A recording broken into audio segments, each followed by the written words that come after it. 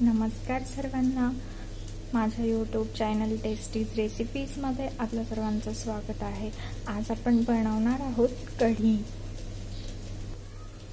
चला तर पाहूया यासाठी लागणारे साहित्य काय काय। आपल्याला इथे थोडे शेंगदाणे घ्यायचे, थोडं जिरं, अख्खा लसूण, चिरलेला लसूण, चिरलेली जाड मिरची, कढीपत्ता, दगडफूल आणि बेसन। आता इथे मी बेसन हे खायचे 2 छोटे चमचे घेतलेले आहे।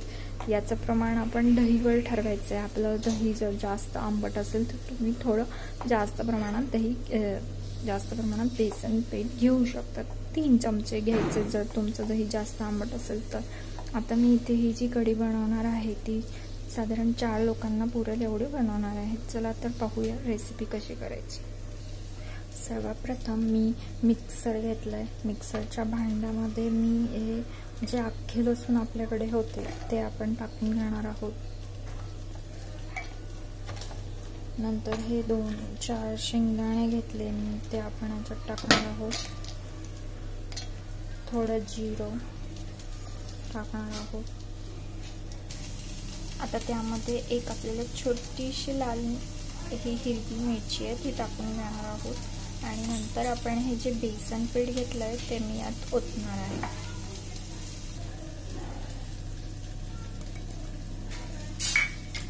नंतर हे मिश्रण आपण मिक्सरमध्ये छान बारीक करून घेणार आहोत। तुम्ही पाहू शकता आपलं मिश्रण इथे छान बारीक झालेले आहे। आता आपण याच्यात मीठ आणि दही ऍड करणार आहोत।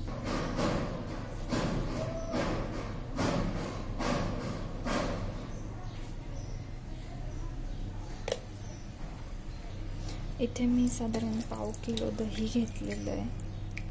आता आपण इथे दही टाकून घेतलं। आता आपण पुन्हा एकदा मिक्सरमध्ये फिरवून घेणार आहोत। पाहू शकता इथे माझं मिश्रण रेडी आहे। आता आपण याला फोडणी देणार आहोत। आता आपण फोडणी देण्यासाठी इथे एक भांडं घेतलंय आणि भांड्यात मी साधारण 1 पळी इथे तूप घेतलंय। तूप हे ऑप्शनल आहे। तुम्ही तूप घेऊ शकता किंवा तेलही घेऊ शकतात। मी तुपाचा वापर केलाय तर मी इथे 1 पळी तूप घेतलंय फोडणीसाठी।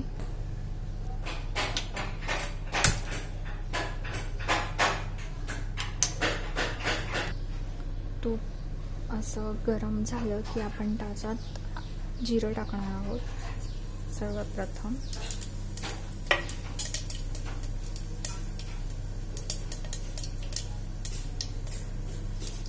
नंतर लसूण जो आपण चिरून ठेवला आहे तो टाकणार आहोत।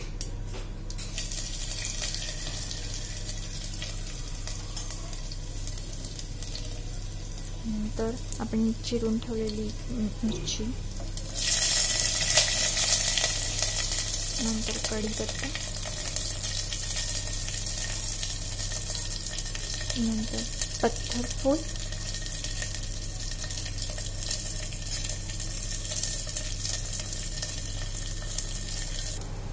आता आपण ह्या फोडणीत आपण तयार केलेलं दही टाकणार आहोत। थोडं पाणी घालायचं आहे। तुम्हाला जितकी घट्ट हवी असेल किंवा पातळ हवी असेल त्यानुसार तुम्ही त्यात पाणी ऍड करू शकता। आणि नंतर आपल्याला तिला हलवून घ्यायची आणि एक उकळी काढून घ्यायची। पाहू शकतात आपल्या कढीला आता छान उकळी आली आहे।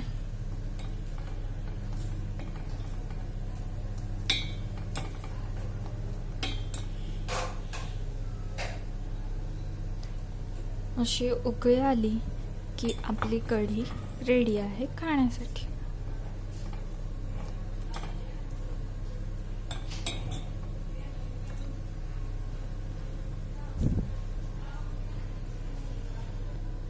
गरमागरम कढी सर्वांसाठी रेडी आहे। नक्की ट्राय करून बघा। रेसिपी आवडली असेल तर आणि तुमच्याकडे कशी करतात ती नक्की लिहून पाठवा कमेंटमध्ये। Thank you, bye.